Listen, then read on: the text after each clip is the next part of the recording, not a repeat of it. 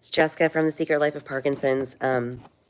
Sorry, I'm not myself right now, and I just at least wanted to post something because Brian and I have been away for the past 2 weeks. We haven't been able to post on Thursdays like we normally do, but Brian was traveling. He went on vacation for a week, and then I was out on vacation.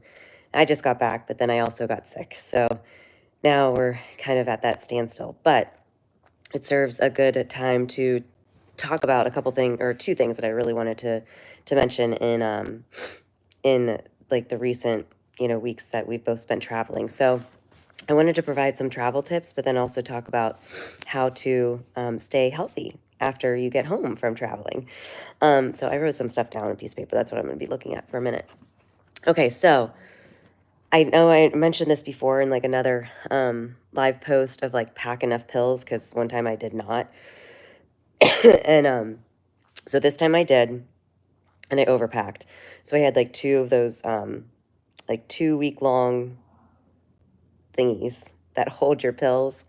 And then I had I even brought like one thing of carbidopa levodopa and one thing of amantadine because those were like my specific ones that I really want to always have on hand. But what I didn't think about until I was there, nothing happened, everything was fine.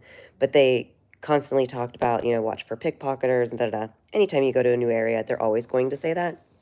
And yes, I know it does happen. But what I didn't think about is I had my all my extra pills, like the extra pill pack and the pill bottles, in the same bag.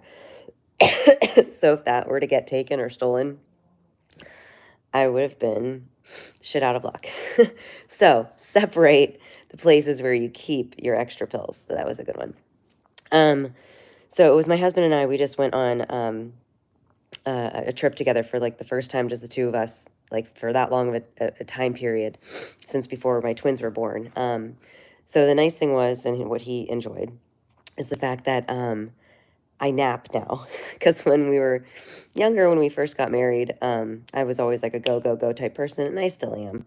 But now I nap, and especially when we're doing tours and walking around all the time, going on bike rides, it's like we had to specifically make time for like resting.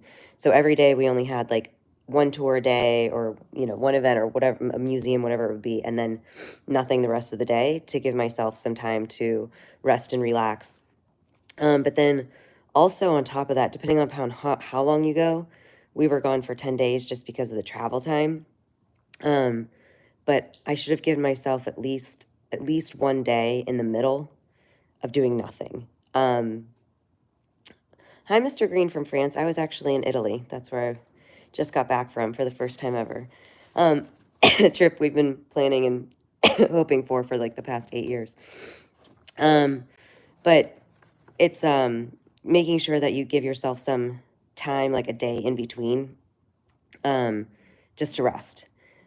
Like a whole day is actually, really good just to get yourself reset.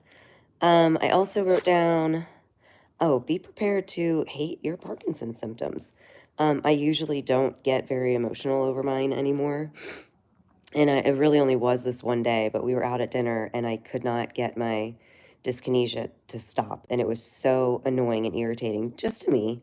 I don't even know if anybody else really noticed, but I hated it. And I had sunglasses on, so my husband couldn't see because I did not want him to see me cry.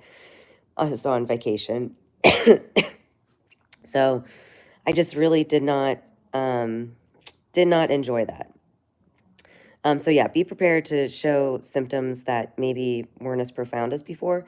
The other one I noticed is when I'm cutting any type of meat cutting anything, my right arm, the rigidity is really bad. So it's very awkward and it hurts to do it. So I finally asked him if he can cut, which is really no different than what he normally does because sometimes he'll eat the rest of whatever's on my plate. So that worked too.